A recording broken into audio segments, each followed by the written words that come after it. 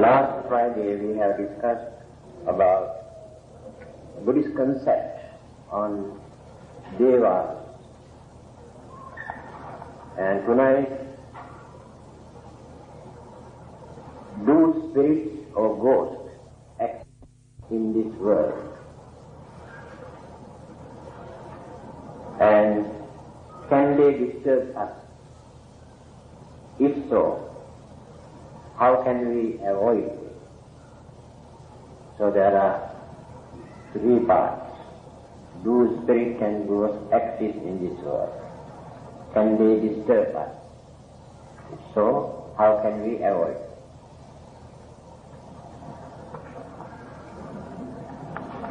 Actually, I have never seen another country where I have met so many people who very strongly believe the existence of ghosts and spirits other than Malaysia.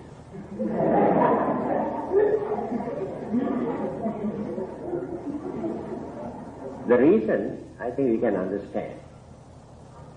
Three ethnic groups, Indians, Chinese and Malays, have introduced their own traditional beliefs. So one group learned from another group and added into their own beliefs. So it is a very rich culture in Malaysia. Whenever there is any sickness or any trouble, at once they think the ghost or spirits or devil, if not another aspect, charm, black magic, and so many other things. I remember a few years ago, an old lady, I think about 75 years old lady, came to see me. And she told me that she is very sick and she went to so many doctors, they also cannot diagnose. And I believe that someone has done some sort of charm. Then I told her, you are 75 years old. Do you think people make charms? Still she cannot believe. She strongly believes there must be something. Another reason is, from our childhood, we have heard so many stories from our parents and grandparents and from others. So these ideas or beliefs very strongly implanted or settled down in our minds. And it is very difficult for us to get rid of such beliefs. Now, take for instance, if we have not heard anything when we were young about ghosts or devils or spirits and all these things, we never maintain this fear in our minds. That is why in Western countries, very few people maintain this kind of belief. They just ignore. Even then, we cannot say there are no such disturbances in those countries. So today, we must understand what is the Buddhist attitude. Are we going to believe the existence of such unknown, unseen, unheard, some sort of living beings? We have given different names as spirits or ghosts or whatever name. There is no ground for us to deny the existence of all those invisible living beings. When you refer to various discourses of the Buddha, especially Ata Natya Sutta, in the Paristhityantic books, you can see a particular discourse where we can see how those spirits and ghosts or yakka or devils come and disturb human beings, and how to avoid, how to get rid of their disturbances. So we cannot say, from the Buddhist point of view, we don't believe. On the other hand, the Buddha has given us very rational, very reasonable advice not to surrender ourselves to those devils and ghosts and spirits. If we know how to deal with them, we can associate with them, we can make use of them, we can avoid their disturbance. This advice you can see in the Buddha's teaching. As Buddhists, we never worship, never pray to such ghosts or devils or spirits. But many people do some offerings. Because there is one particular sutra which is called Tirokuddha Sutta. In that discourse, the Buddha says how our departed ones who were born in this so-called spirit world, there is no separate world called spirit world. A spirit form, a spirit do exist everywhere. So there is no separate world. Then they are very unfortunate. The Buddha has mentioned 4 names, that means categorized into 4 groups. Kuppipasika, Nidhyamatannika, Paratattupajivi, and Pansupisaka, according to their way of life. Those spirits are divided into 4 groups. All of them exist here in this world, on this earth. First one is called Kuppipasika. Throughout their life, they suffer from hunger and thirst. There is nobody in this world who can satisfy, quench their thirst or hunger. There were few incidents during the Buddha's time. The Buddhas and Arahantas can see them.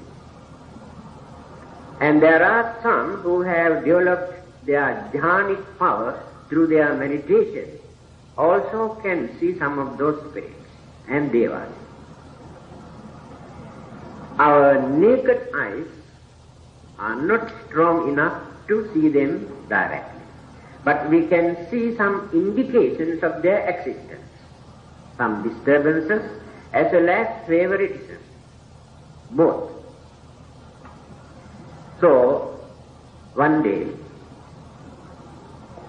one of the disciples of the Buddha, when he was going out for his alms round for his food, he saw one of these Kuppipasika spirits or ghosts who was suffering from hunger and thirst. So he decided to feed, and by pouring water into his mouth. By using his begging bowl, from morning up to evening, he tried to quench his thirst. He could not do that. Then he came and reported to the Buddha. Then the Buddha has narrated the previous birth story, what this person has done to be born as such unfortunate living being, to suffer for a long period. But they are not permanent. There are no permanent ghosts or spirits in this world. There's a limited period, few years or many years, maybe thousands of years. One day there will be an end to their suffering. Then, those who have created so much misery, suffering, fear, and disturbing others' property, and allowing innocent people to suffer and starve, such people, after their death, rebirth takes place in such unfortunate state because of their cruelty and very unfortunate or very unkind way of life that they have lived.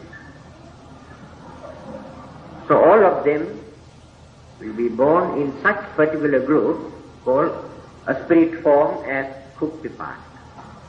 Then another group, Nidhamatantika,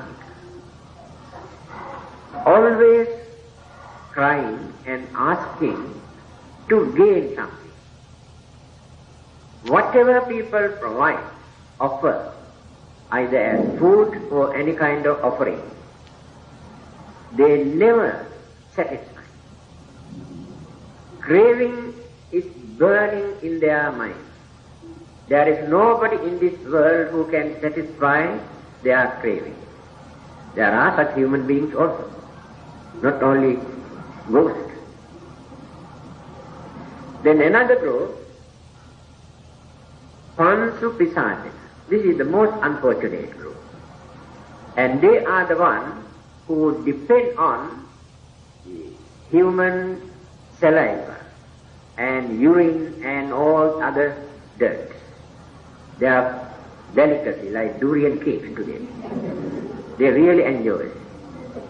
And they do exist in certain dirty places, drains, rivers.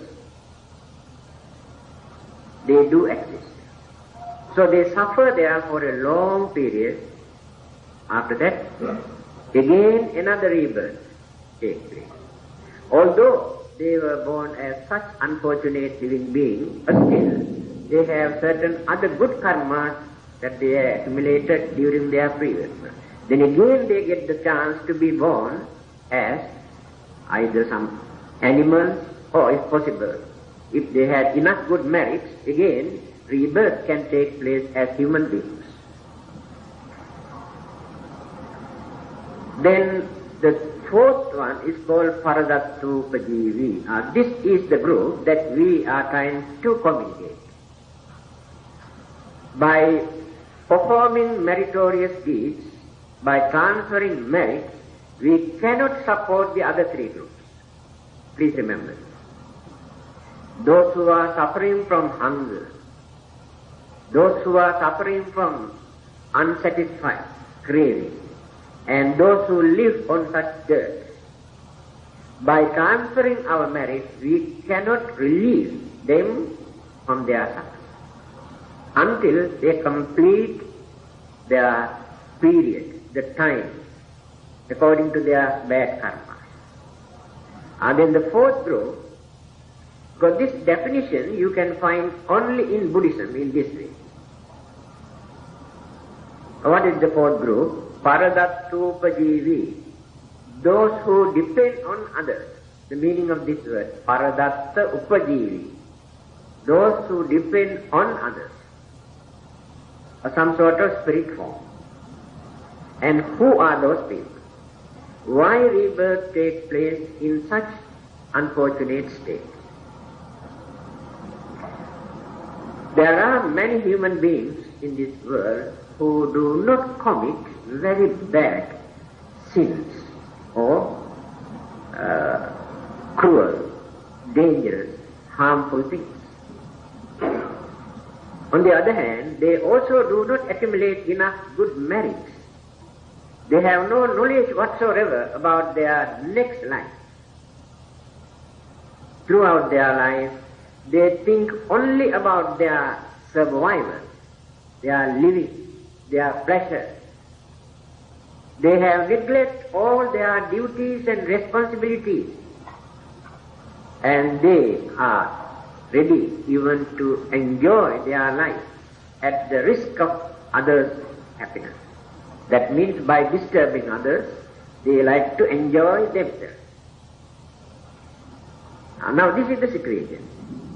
I think even today, the majority here in this world belong to this group. Too much of selfishness, never think of others, how others feel, and everything they do only for their own pleasure, never ready to extend their services, their kindness, cooperation towards others. And this is the situation. When such people die, what happens? Since they have not committed very bad sins,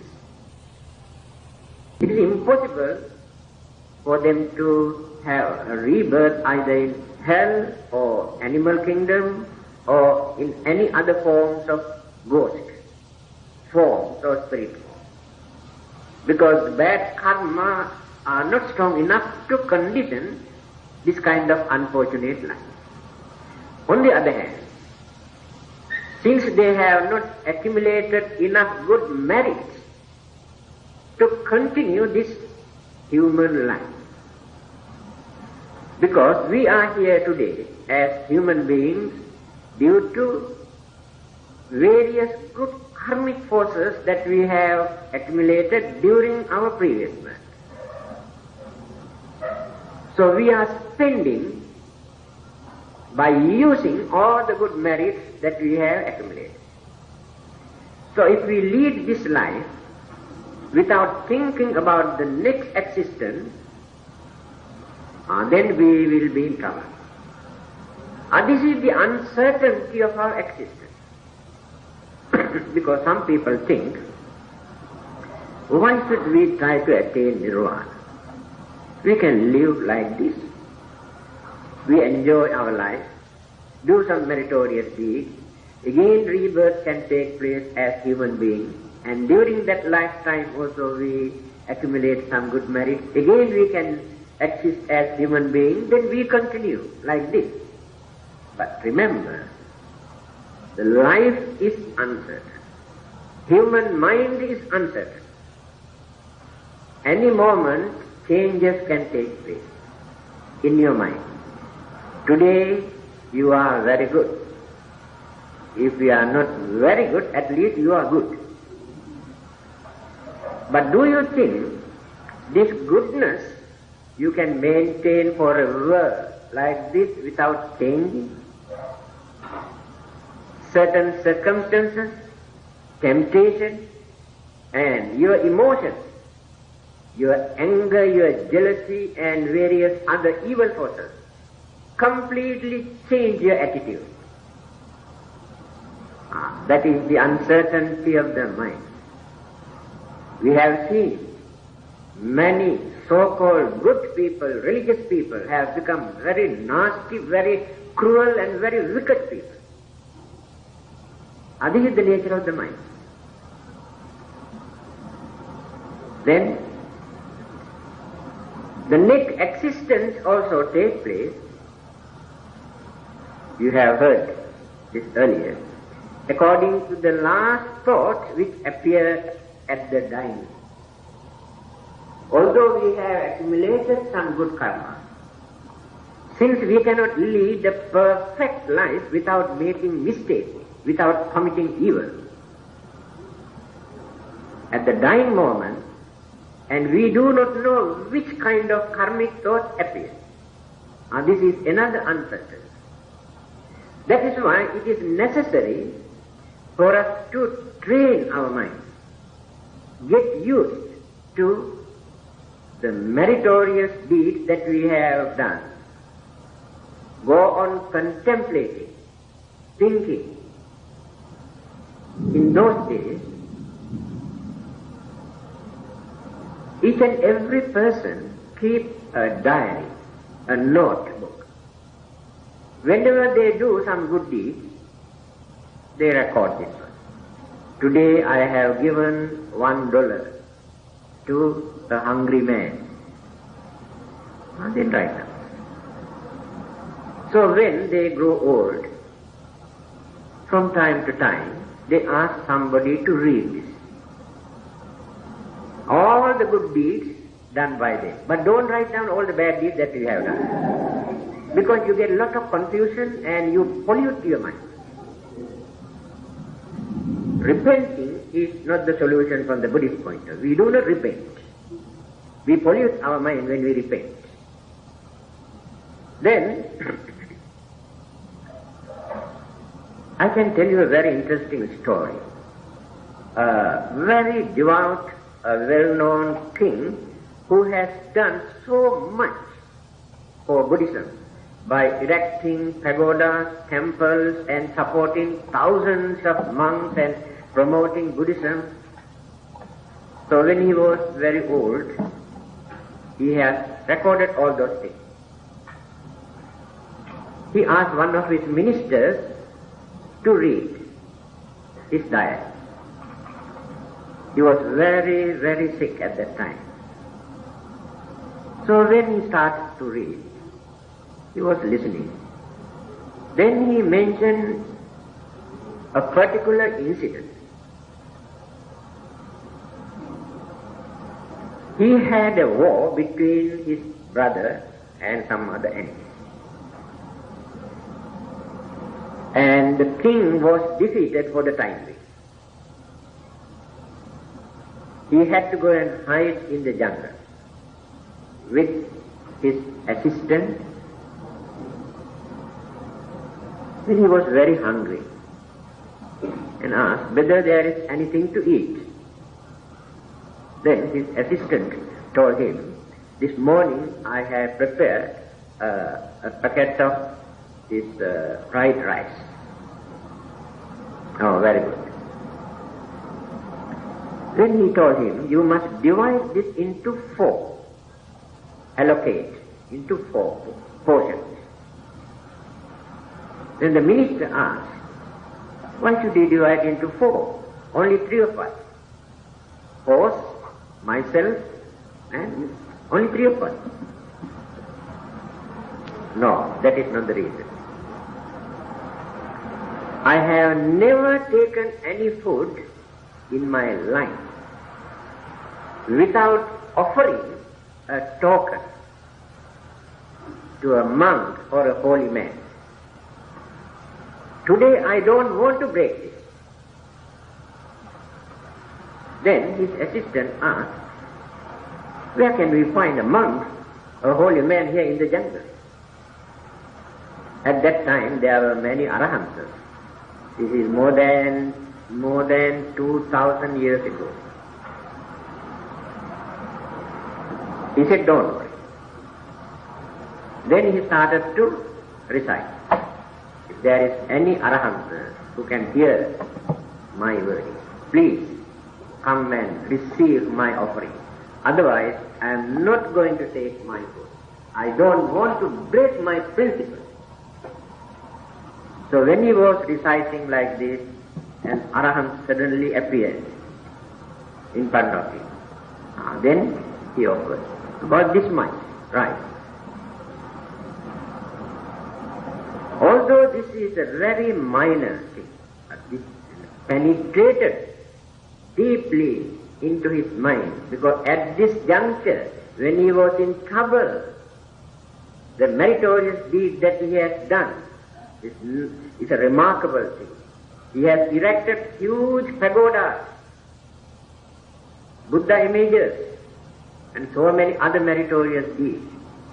As a king, it is not very difficult for him to do. Just give order, thousands of people come and work for him.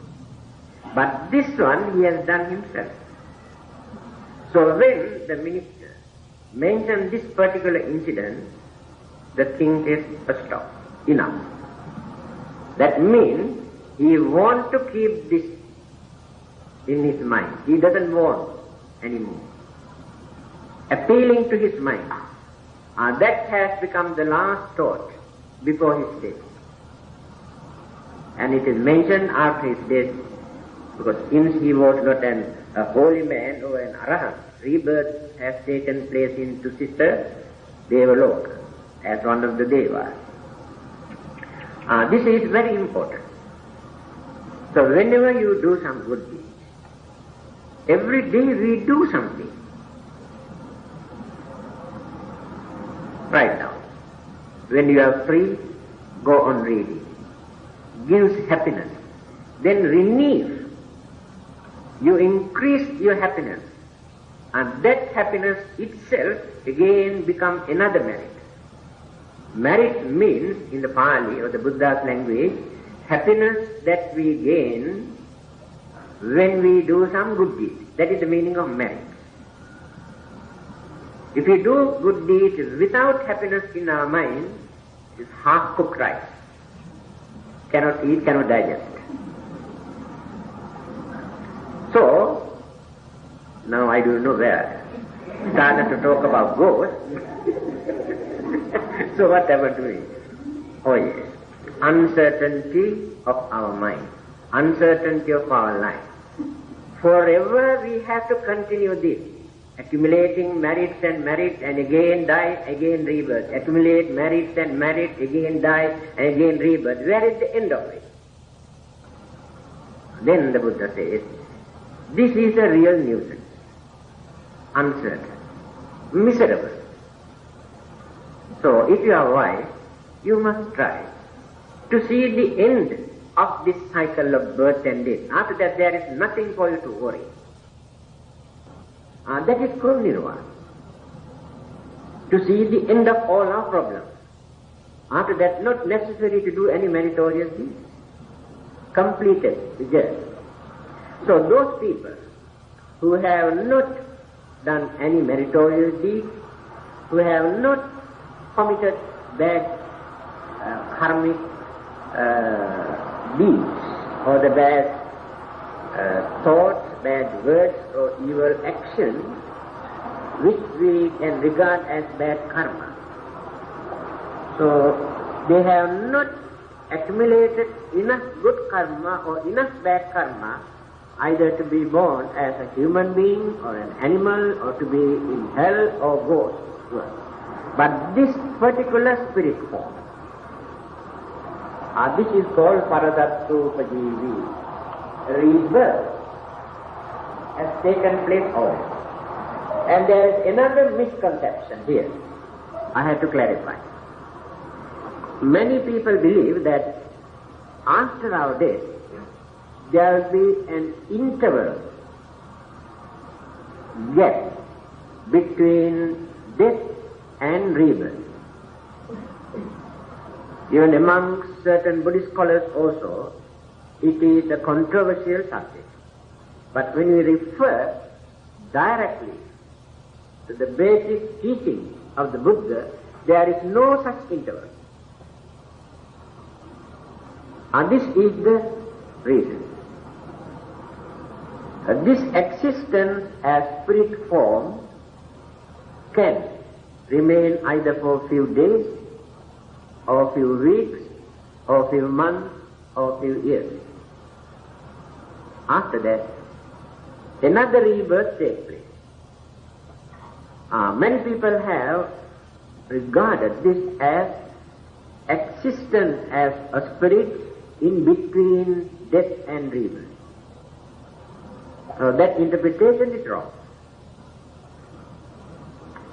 It is a life. And some others say, departed persons, a spirit, remain for a certain period in searching a suitable place. Very strongly believe. That is why they have fixed certain days to perform some religious rites and rituals. 7 days, 49 days.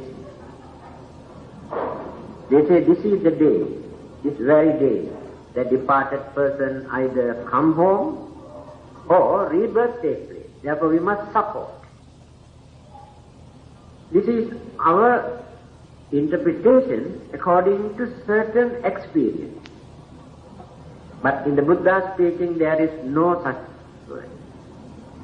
That it will take either 7 days or 49 days or 3 months or 1 year. There is no such thing. But remember this particular state. The departed person can remain in a spirit form for a few days or few months. For that I can give another story. A devout lady was very religious. One day she has done a bad mistake, and that created a lot of worries, mental disturbances. At the dying moment, this particular incident, that thought appeared in her mind. But she has not done any other bad karma. Very religiously. After her death, rebirth has taken place in unfortunate state. Then, her husband came to the Buddha to find out where his wife is, in which heaven, because there is no doubt now, real dedicated, devout lady. He wanted to find out from the Buddha where this lady is, in which heaven. Then the Buddha knew that this person came to ask this question. So by using his psychic power, the Buddha influenced his mind to forget this question. There are so many techniques adapted by the Buddha, because this person is not very intelligent man. If he asked this question, the Buddha had to say. After that, this man can become a nasty fellow. My wife has done so much for Buddhism. Now the Buddha says he is in a suffering state. What is the use of this Buddhism? Throw away. And he can mislead thousands of others. By knowing this situation, because he cannot understand the real situation. Next day also he says, same thing has happened. 7 days continuously he came to see the Buddha. When he goes back, he remembers, oh, today I forgot. 7 days continuously. On the 7th day he came. That day he did not forget. Then asked, actually I came 7 days to ask this question. I don't know what happened to me, I forgot. So I am very keen to know where my wife is. Then the Buddha says, she is into Siddha heaven. From that particular state, and rebirth has taken place into Siddha heaven. Understand? Only 7 days. This is the nature of karmic thought that which appears in our mind at the dying moment. Short period or long period. Then what are we trying to do? How to support this? Transference of merit to the departed one only for these two. We cannot do anything for others until they complete their period, karmic period. No one can release them. If we try to release those who are in hell and animal kingdom and any other form of ghost or spirit form, just like that we are trying to go and relieve our friends who are in Podu jail. It doesn't work. They must spend that particular period in the Podu jail, either 3 months or 3 years or 7 years. By transferring merit, we cannot release them. So, then how are we going to do this? Since they have not done very bad karma, it's very easy to promote, to support, to push them. So when we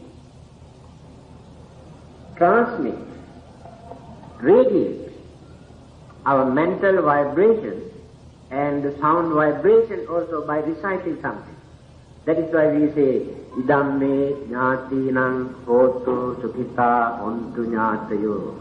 May this marriage, those my departed one, may they be well and happy.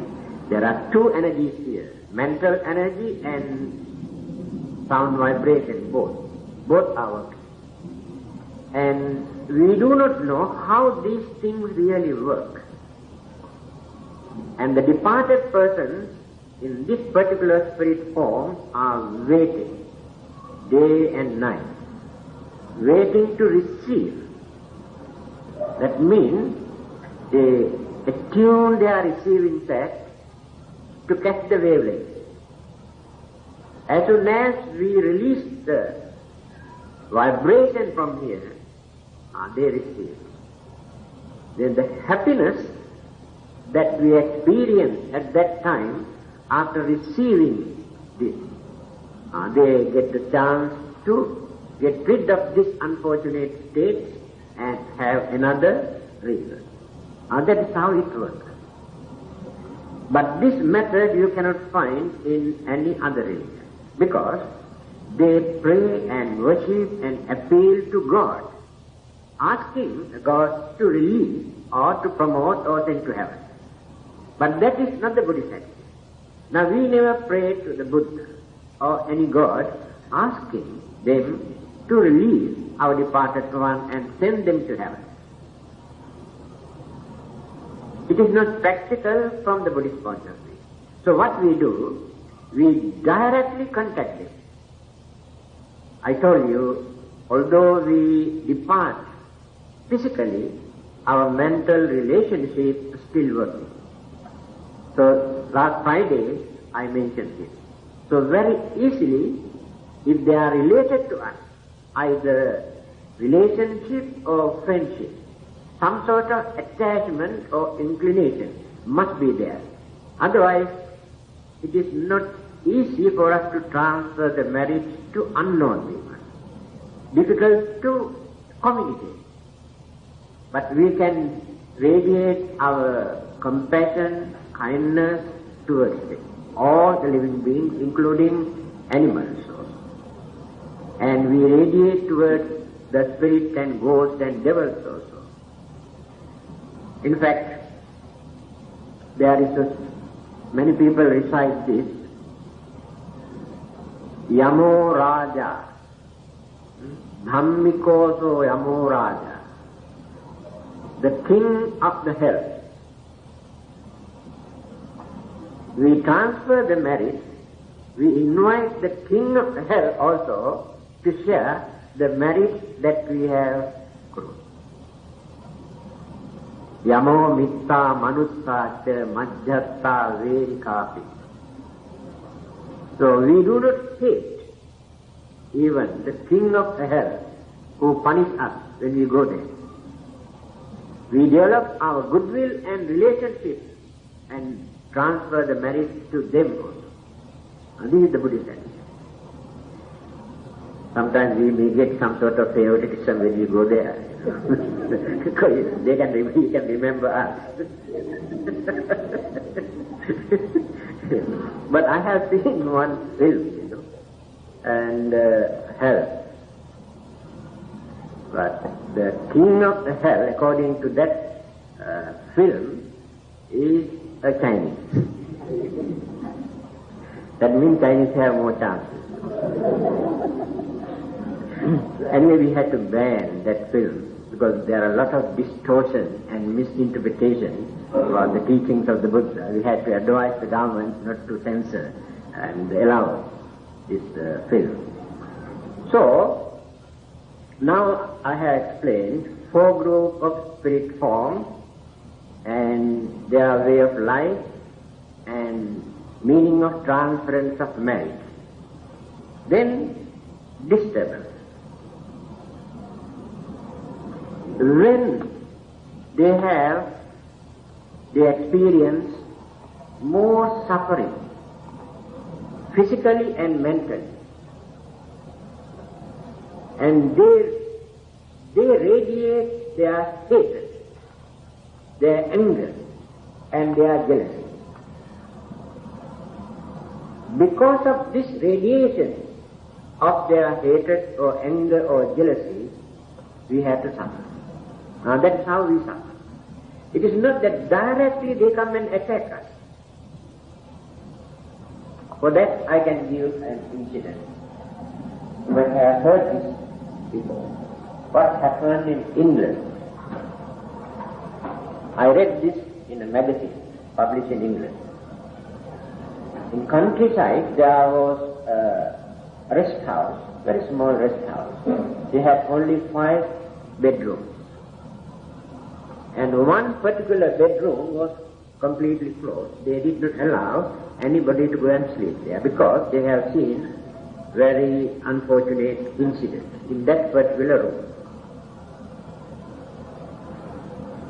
One day, a priest went to this rest house to stay there, and they told him, we have only 4 rooms, all occupied. As one particular room, under any circumstance, we are not going to open it.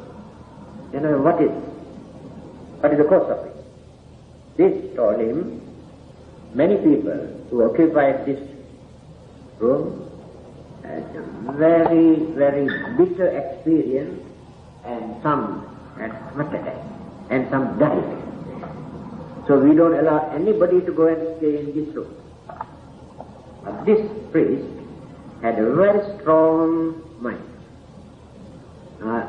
If we can develop this willpower in your mind, remember, at that time, all those ghosts and spirits and devils also become powerless, because human mind is more energetic. So the development of human mind is to guard ourselves physically and mentally. So after that, the fear that we had in our mind regarding the spirit and ghosts completely disappeared. Man had that strong mind. He said, strong mind. Open the door. I take the risk. I want to go and sleep. So they opened the door. He went inside. He went to sleep. Now he was waiting very anxiously to see the fun. He was not scared of anything. So when he was sleeping, he felt that somebody pulled his leg at midnight. He was very happy. That is what he wanted. Then he shouted, "What do you want?" Then he heard a voice. I heard, "I want my money. I want my money." Then he knew. He got up, sit on the light, there's nothing. Then, he's a very wise man. He went on searching everywhere in that room. He suspected one particular area. There must be something here. He opened the door, went out, and found out some sort of iron rod or something, and started digging. After digging, he found out a metal box. Open, money. Right. That is what he said. I want my money. So he closed it again and threw out. Throw away. And closed the doors and windows, he can sleep peacefully. He did not tell others also. Next day morning, he told them actually what happened last night. Then, the owner of this rest house told him, few years ago, there was a moneylender in this room. He was staying here for some time and goes out, and that was his business. So he buried this box, money box, in that particular room. And he died in the same room. And when he died, he remembered his money. This is another day. By working so hard, we collect and accumulate it and crave for that and die. If that craving influence our mind at the dying moment, we had it. Rebirth cannot take place in a favorable state because of that attachment, craving towards that particular property. Usually, rebirth takes place as one of the aspirations.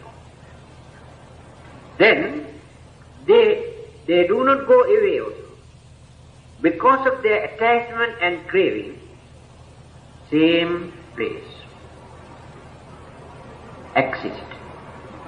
And they have very strong jealousy. That is why they disturb everybody who enter into this room.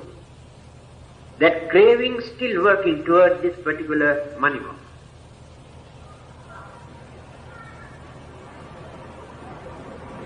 So this is a country where people do not believe this kind of thing. In England, there are thousands of stories in this part of the world where we can prove such experiences. Many people had. People are ignorant until the last moment, until they die. They maintain that craving towards their property. This is a very foolish idea. There will be certain period for us to enjoy our life by using what we have accumulated. And certain period we have to allocate, if not hand over, to get rid of the responsibilities and worries and disturbances. Maintain free mind before we die. Then we can die peacefully. Now, in my case, I can die at any moment without such worries. Because I have no personal property to claim as my property. I have so many things for me to make use of them, but they are not my property. So others can make use of them after my death, but I am not jealous. So we have to develop our mind up to that extent. While we are living here, at this age, yes, work hard, earn, enjoy your life, reasonable way, no harm at all. But don't be crazy. Don't develop too much attachment, craving towards your things. Don't open your jewelry box and money box every night and go and count, close, next day again, open and count and again. That is what many people are doing. And that gives happiness. That means craving, increasing this craving. When we come to a certain age, try to get rid of all these things, create a lot of disturbance. I remember a monk, well-educated monk, who preached for people to get rid of their craving and this and that and everything. He was about 75 to 80 years old. The key to his cupboard and drawers always he keeps under his pillow. He doesn't allow anybody to touch this key. So when he was very sick, his hand also shivering like this, from time to time he puts his hand and touch the key, where the bundle of keys still there, under his pillow. Can you imagine? If a monk can behave like this, what about the ordinary people? Although he has become a monk, he has not reduced his craving from his mind.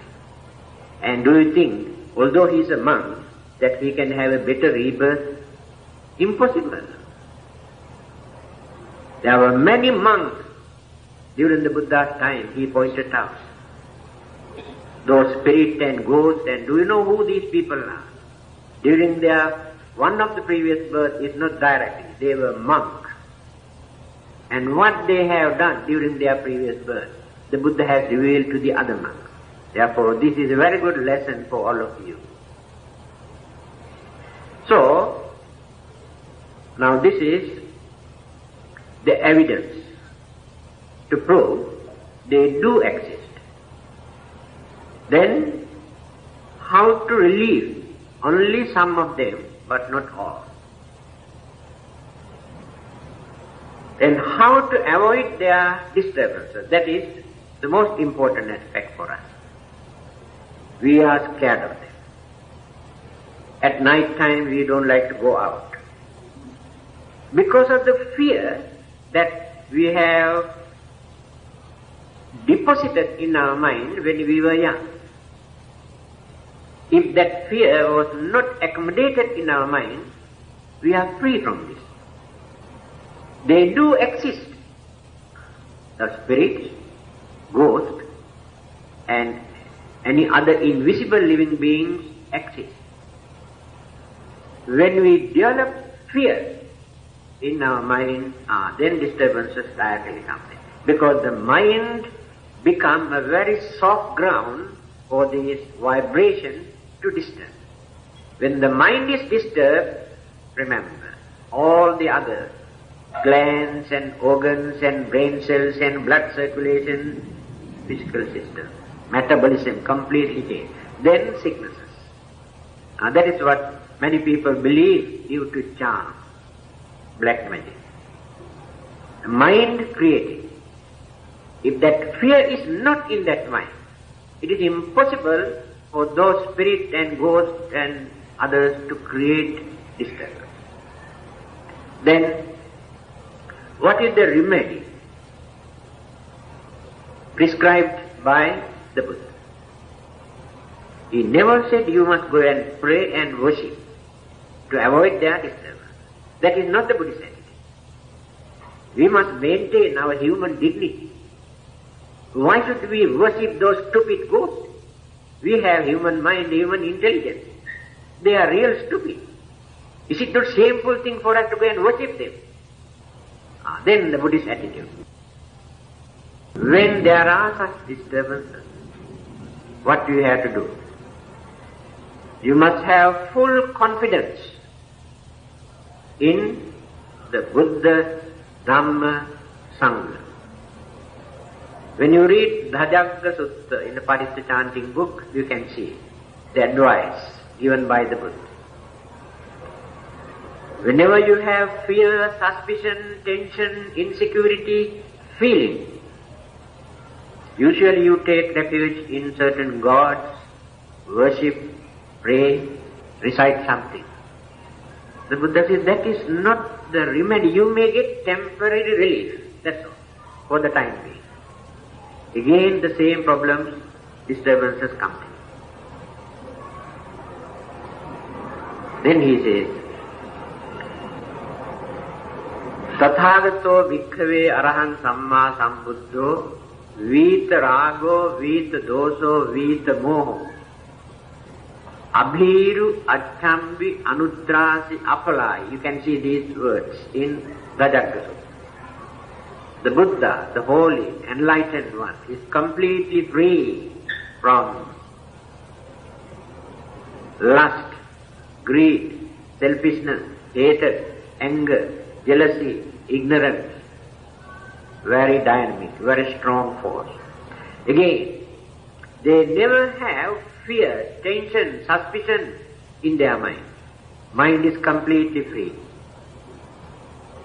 And when you take refuge in them, when you remember their name, this gives lot of protection, precaution, consolation for you to get rid of your fear, tension, suspicion you have in your mind regarding those unknown, invisible, unimaginable spirit form. This is that right. If not, remember the Dhamma. What is Dhamma? Dhamma is the universal law. Dhamma is the truth. So when we remember the Dhamma, we try to understand the Dhamma. When understanding of the Dhamma appears in our mind, our stupidity, our ignorance disappears. Then we strongly maintain this belief, or we develop our confidence through the power of the truth, the power of the universal law, the nature, the power of the cosmic energy. All these things are called dharma. Then the fear all disappears. Then he says, remember the Sangha, the holy order, who have dedicated their whole life to serve, to maintain holy life, pure life, harmless life. They are harmless people. The Buddha is not talking about these ordinary monks who live today. Sometimes they may create more fear in your mind. Some are very cunning, some are very selfish, some are very dangerous, some know how to blindfold you, take advantage of you, all sort of things. The Buddha is not talking about all those monks who exist today, but he was directly referring to the Sangha community. Take refuge in the Sangha community. Buddha, Dhamma, Sangha. Now let us take the other religions, like Hindus, Christians, Muslims. They have strong faith, belief on God. Whether God exists or not, it is immaterial. That belief, very strong faith, gives a lot of confidence. Oh, why worry? God is there to protect me. That psychological effect gives a lot of inspiration. It is not the power of God actually. By taking the name of God, we develop this power in our mind. So if they can do that in that way, there is no difficulty for Buddhists to develop the same mental energy by taking the Buddha, Dhamma, Sangha into their mind, think, oh, the Buddha, Dhamma, Sangha protect me. Then the fear disappears. Then the mind becomes very dynamic force, not scared. By maintaining fear in our mind, whatever we do, without developing confidence, we won't be able to get rid of, the disturbances. Again, I have read an article, not only a spirit or ghost or devil, even animals, take dogs, fierce dogs. If a dog comes to attack you, if you develop fear at that time, so they are very, very sensitive, these animals, their instinctive power is very strong, they smell this, then they attack. If they develop, if you can strengthen your mind at that time, not to be scared of dog. Dog does not attack. The fear. The human mind can develop this, but not so easy for you to do this. Don't try, just one, if you get into trouble, don't come and blame me. Because Reverend asked me not to run away. But the fear is there already. So if we can develop this, no one can harm. You know that devil, demon or cannibal, Alavaka, when he came to attack and kill the Buddha, he lived on human flesh. First he threatened him. The Buddha obeyed. Listen to him. Third time, then he showed his color. The Buddha said, I am not going to obey. I am not going to listen to you. Then the devil had second. There's nobody in this world who could challenge me. This man had the power to challenge. I think he must be somebody. You understand? How that devil also lowered his power in front of the Buddha. Then he had no other choice. He said, all right, if you are not going to obey me, I ask one question. If you do not answer, I split your heart into two.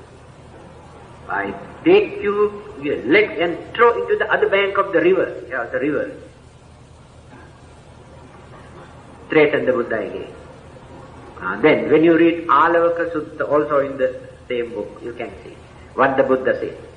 He said, Nakkvahan sangāvso passāmi sadevake loke samarake sabrahmake sasamana brahmaniya pajaya sadeva manuse. You must understand. There is nobody in this whole universe, including here, this world, Deva, Brahma, Mara, or any world system, who can do that to me. Come on. Then devil started to shiver.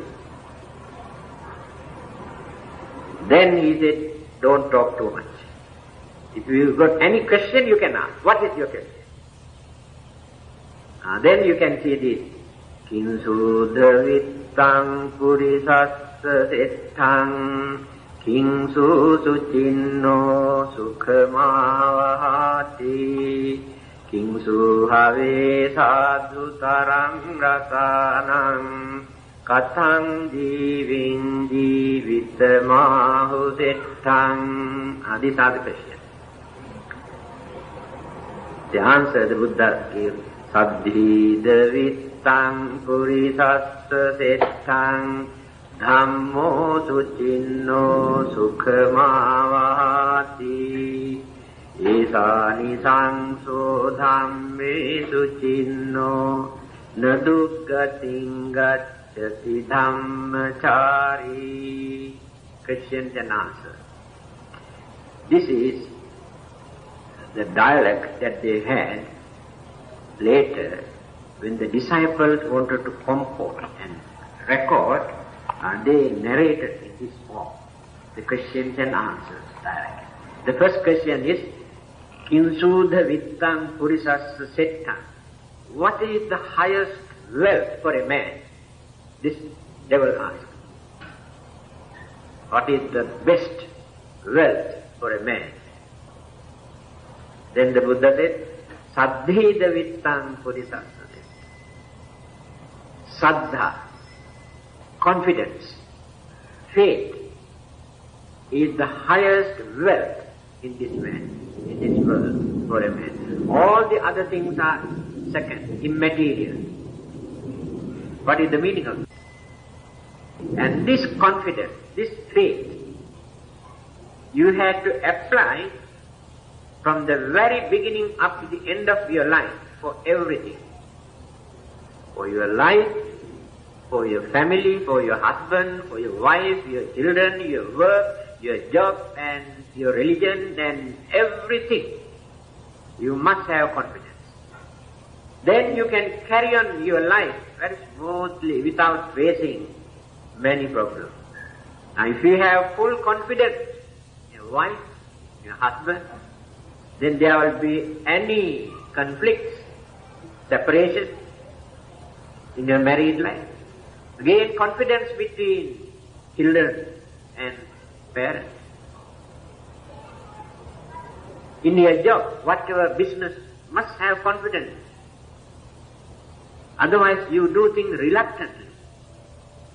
So, this is the meaningful answer given. Again, when you come to religion, if you do things without confidence, without faith, without real understanding, you waste your valuable time.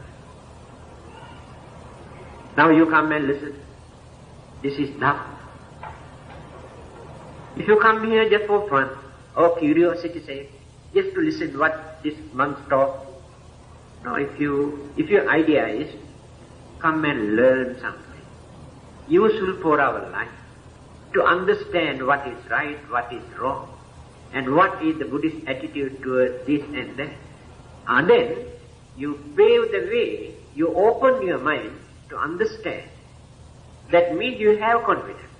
Otherwise you won't come in. So we can analyze this Buddha word, one word, for whole life applicable. So, by using that enlightenment, what is enlightenment? This mental energy that he developed. How he toppled this devil and demons or cannibals. Then he surrendered and he took refuge in the Buddha Dhamma, became one of his followers. So, if you know how to maintain this mental attitude, there is no reason for us to create fear. Fear of dead bodies and all sorts of, mostly imagination. Our own imagination creates fear in our mind. I am not scared of dead bodies. I am scared of living bodies. They are the real troublemakers, dangerous people. That dead body cannot do anything for us. But people are scared, hey, dead body is here. See those medical students, those study anatomy. After studying, when they come home, they bring a human skull or the whole skeleton, keep in their room, and study also at night time. No devil, no spirit to disturb them, because they are not scared of it. I think we have to continue this some more. Some more devils may come out next Friday.